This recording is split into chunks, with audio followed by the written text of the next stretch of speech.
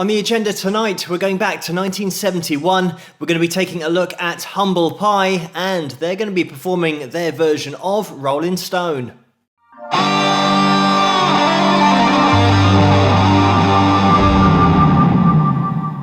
Hello, Phil here from Wings of Pegasus, and welcome to another analysis video. If you enjoy this video, please give it a thumbs up and subscribe. So, this performance is a long one. The video clocks in at 11 minutes and 40 seconds, so I won't have time to watch the whole thing, but I'll watch as much as I can, and then we'll jump into the analysis after that. But let's get these guys up on screen and see how they get on.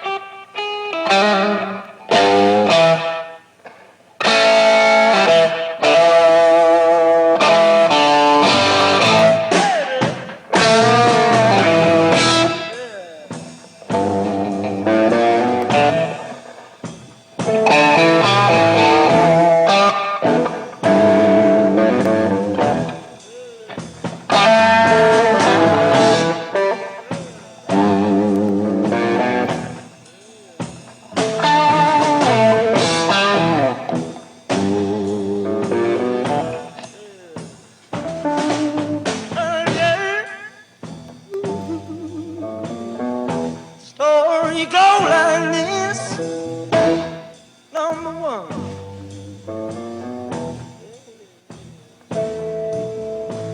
Say I wish I was a red player.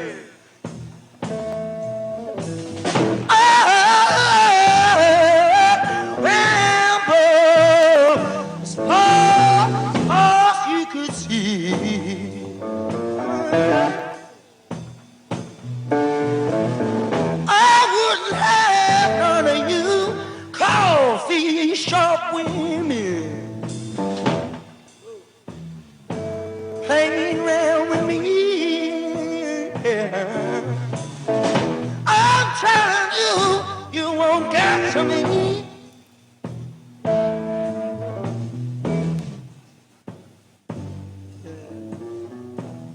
'Cause what I'm trying to tell you is I'm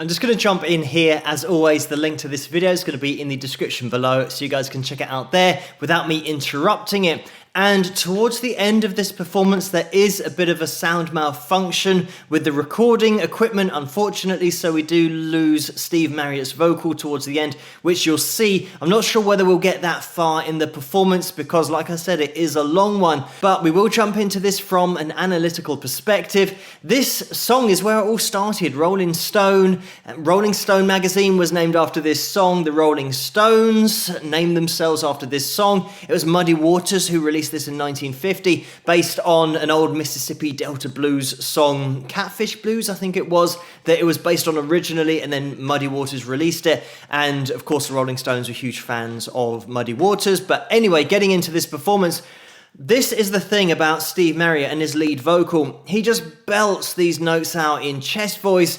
The range is well up there as well. We're talking about A4, B4, C5s, all in chest voice. He's got that rasp in the sound as well. And I do have another video that is on small faces, and check out that video if you get a chance. But it has been mentioned before about Jimmy Page having this blueprint for a lead vocalist that came about because of Steve Marriott and this sound, and having that ability to belt in chest voice, the rasp in the sound, as well as having the range. And we all know after Small Faces, Led Zeppelin, and the singer that was eventually chosen for that band was Robert Plant. Very much a similar sound, and I definitely think that Jimmy Page was searching out a singer like Steve in order to fill that slot and still have that same emotion and connection to the songs, and being able to sing not only the blues but just hard rock as well. We have Peter Frampton here on second guitar as well, so you can hear his lines just popping in and out. The rhythm work in general is minimal here, and talking about rhythm, the whole tempo of the track is so pulled back, and it's intentionally done in order to not allow that groove and the feel to escape, because as soon as you start pushing the tempo, that's what you will lose. But it is such a great job across the board here. But Jerry Shirley on drums is just nailing down this relaxed sound and rhythm and tempo. You can hear him intentionally take tempo out of the performance when we get into a verse, and then when we get into a little bit of lead work, it speeds up ever so slightly, but then drops off again. So he is so attentive to that tempo to keep that feel, and Greg Ridley on bass as well, following so well. They're in the pocket. It is such a slow groove we've got going on here, but it is perfectly executed. Something that I want to draw your attention to with the guitar work going on here from Steve and Peter are the shapes that are being used and the way that it's thrown together. We've got this minimal guitar work from a rhythm perspective, like I said. We've pretty much got our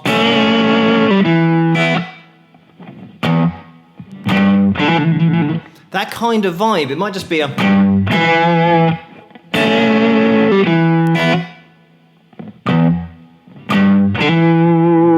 that kind of thing. So moving forward with that, it is just pentatonic shape 1 with a little bit of that blues scale in there as well. And what you'll find is that this main bend is going to be that second fret of your G string and B string together. Just give that a little tweak up, and then a little pull off. You can pull off both of those strings if you want to. I then muted the B string with the pull off, but you can do both of those. And then that little flick at the top end of your guitar, your high E string and your B string as well. You don't want to hit too much more than that, because you might get all the open strings, or if you haven't got your major chord in place and you've got your minor, it won't quite sound right. So it tends to always just be a little flick of those top 2 strings maximum, even just that top E string, and that kind of, that's classic blues in there. I think this song in general and this arrangement that we've got here is a great example of how to use your shapes, and especially considering that we're in E here, which is everyone's favorite key for learning because it's the lowest you can go on your guitar. The lowest note of your guitar in standard tuning is E. So it means that if you learn everything from that point up, it's just going to keep repeating itself. When you get to the 12th fret, it's going to be the same thing, just repeated. So it really cuts down on the learning, and you only really have to learn the shapes in one key. So to give you an example of just knowing the shapes, if you played in E, and I went and played a little line like that, if I now wanted to play that exact same line in D, which would be,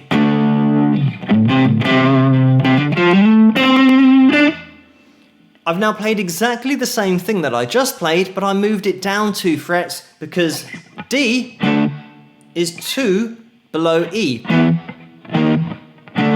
Like that. 1, 2. 2 frets down that way, so it means that you can play all of your lines there. If that chord then moves up 2,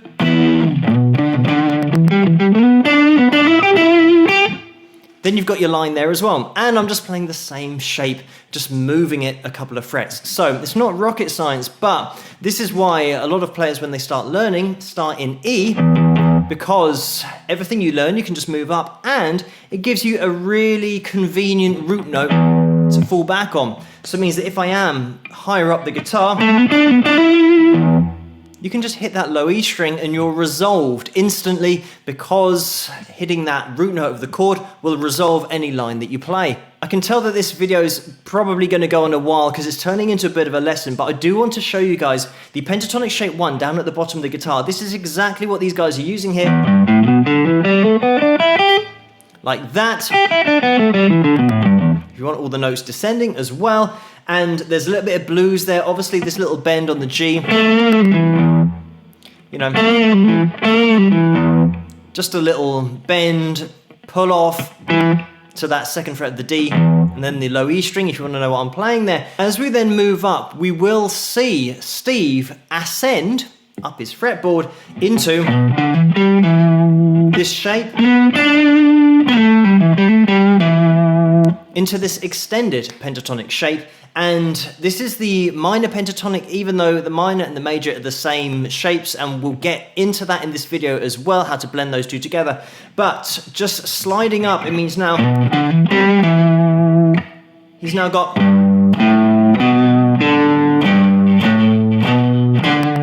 the extended pentatonic shape is the same notes I've been playing down here.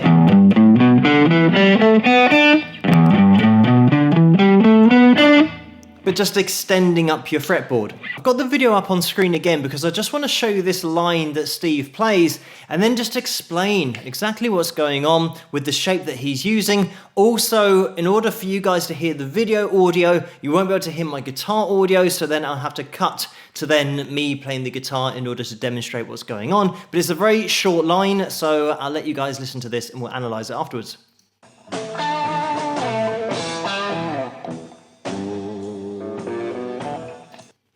And there we have it. So let me switch back. So we start with the 1st finger on the 7th fret. And we've got a little run down. And this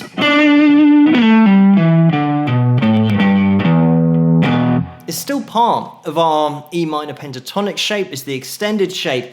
And that classic slide down, little slide down we have there. If you want to put it in again, that's the lower octave of exactly the same slide. And you can start to implement that into your playing. You hear that slide all the time because not only does it sound great, but it's a great tool to navigate through the shape and sound good while you're doing it. And as with both of those slides in there, you can also use exactly the same thing to ascend through the shape. Like that, sliding. And it's always going to be the same slide in the same place for all of the keys, because once you know this shape, you can then transpose it to any key you want. Like I said, you want to play in D, just move it down 2. You want to play in F, just move it up 1. You want to play in F sharp, move it up 2. And you're just playing the same shape the whole time. And it's just your muscle memory that's remembering where to go and getting into the right place. But as we ascend again, if you want to put in that 3rd octave, you can. So all together. And then when I play the 12th fret on the high E string, we're now an octave above where we started. So you can just play shape 1 again, like we have done here. I tried to keep the fingering the same there so you could see. You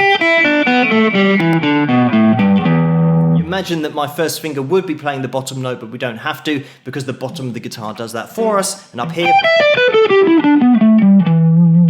you get exactly the same sound an octave above, which means that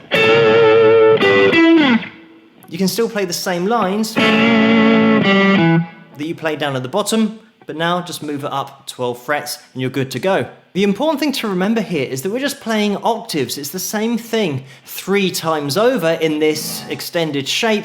And obviously when we get to the B string and the high E string, you're going to have to move 1 fret further up than you normally would because of that change in tuning. But it will sound like this.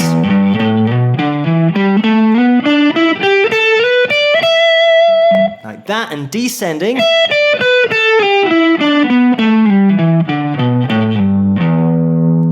Like that. And just throwing that together, as we have in this performance, the way that Steve, when he's playing his...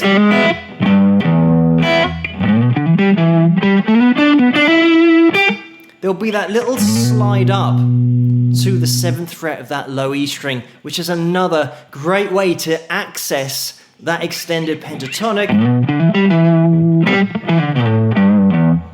And you've always got that low E string that you can hit as an open string to always save you for any line that you're playing to resolve it.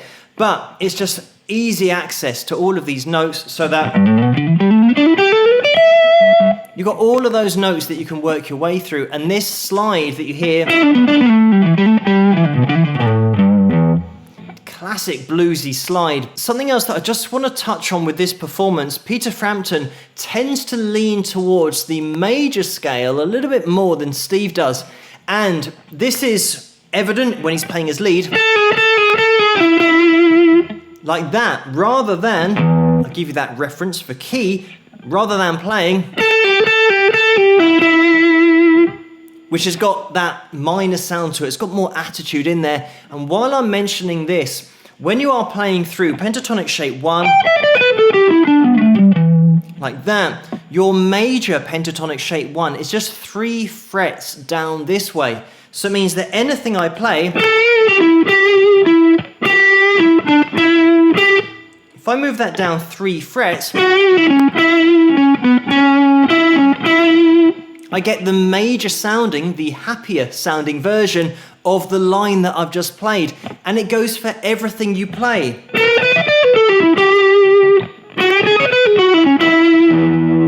To give you that reference point again. So you can instantly have a happy version of something in the key that you're playing your minor. You might be playing the minor shape and then you have a little happy version in there. This is what the blues is all about, blending this together. And when I say that Peter Frampton just leans towards the major a little bit more than Steve, what I'm saying is that he goes to the major scale notes, that major pentatonic, a little bit more than Steve does. For example, if Steve's playing like that, that was all minor. What might happen with Peter playing, he'll go,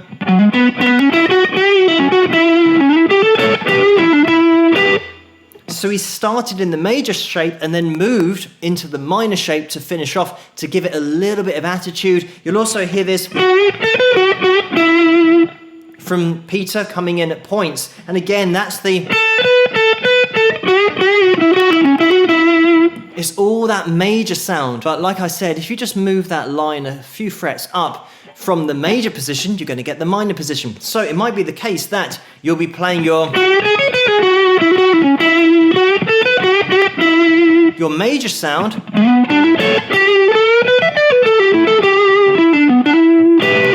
and you might want to jump into the minor sound to have that blend of,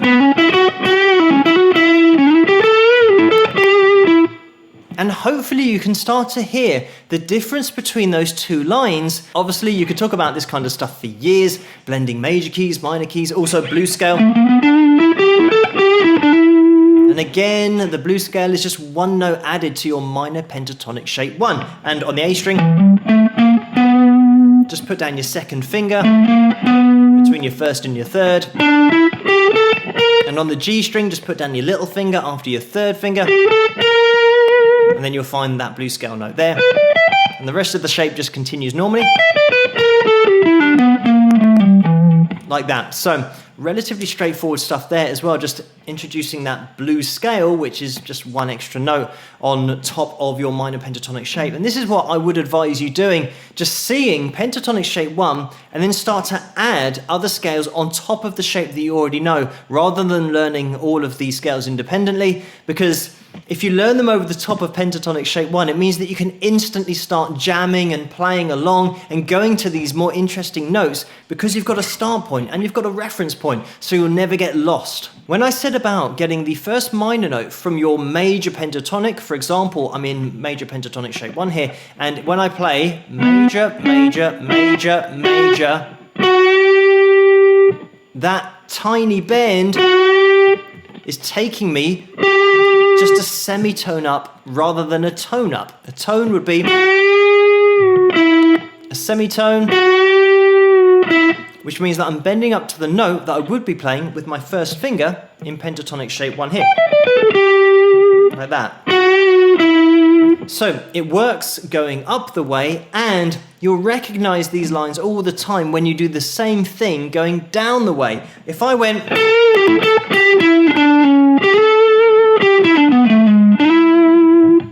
all I'm doing there is taking my minor pentatonic shape 1 and sliding down 1 fret. So I'm catching the top end of the major pentatonic shape 1.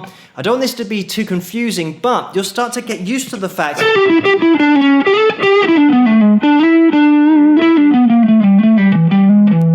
you can start to blend these notes together, and it just starts sounding like classic blues, because that's what it's all about. But let's get back to the video and we'll watch a little bit more of the performance.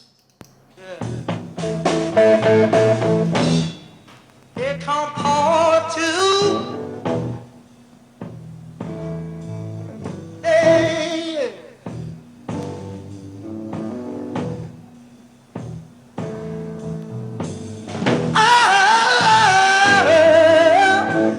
Wish I was a captive.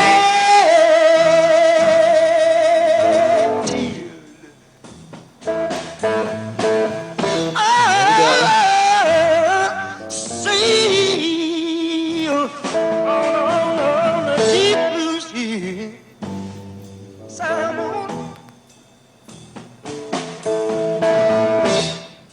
I wouldn't have none of you chains and swimming. I'd have all you fashion magazine women running after me. Yeah.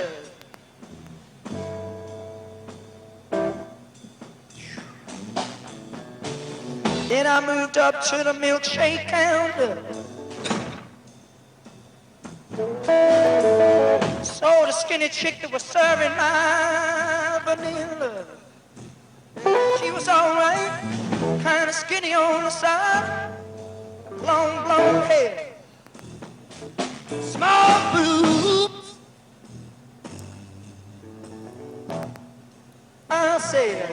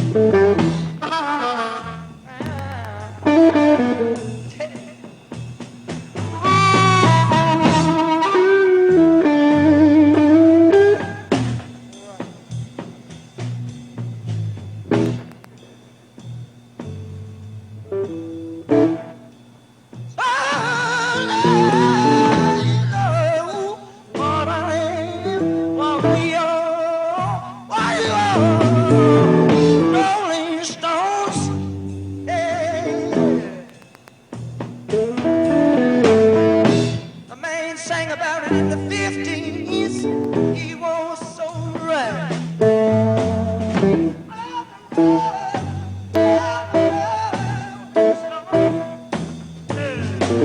I'm just going to jump in here, and I think soon we're going to have the malfunction, unfortunately, where we don't get to hear Steve's vocal anymore, but you guys can check out the video the whole way through if you want to from the link in the description. Just the way that Steve leans into his chest voice here and hits these crazy notes, because we're talking about male tenor range here. He also gets out the harmonica, and we have this call and response between Peter on lead guitar and Steve playing the harmonica.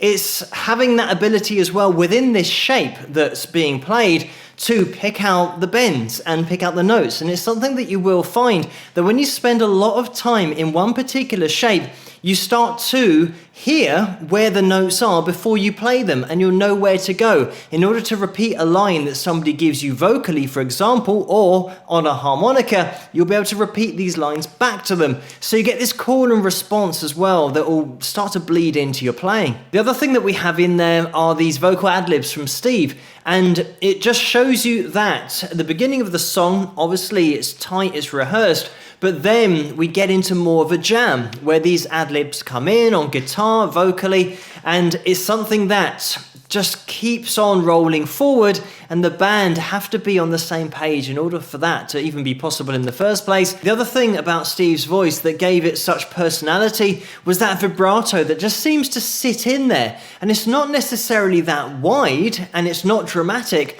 but he just relaxes into that vibrato, and it is quite fast. The frequency is short, but it's always the same. And when he's belting out in chest voice, that vibrato is within that sound, just takes over and gets the notes to sing. So it isn't a shout, it is definitely a belt, but it's a musical belt because it's got that vibrato in there. But thank you guys so much for suggesting this video for me to take a look at, and keep the suggestions coming in the comments below. Let me know what you guys think, and if you enjoyed this video, please give it a thumbs up and subscribe, and I'll see you guys at the next one. Rock!